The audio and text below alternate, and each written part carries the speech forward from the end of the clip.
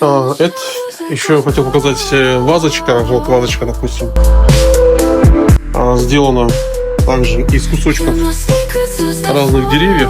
Здесь залиты в смоле. Здесь такая вот корона, может быть, ее так назвать, тоже вот кусок капа, и нанесен такой фантазийный узор.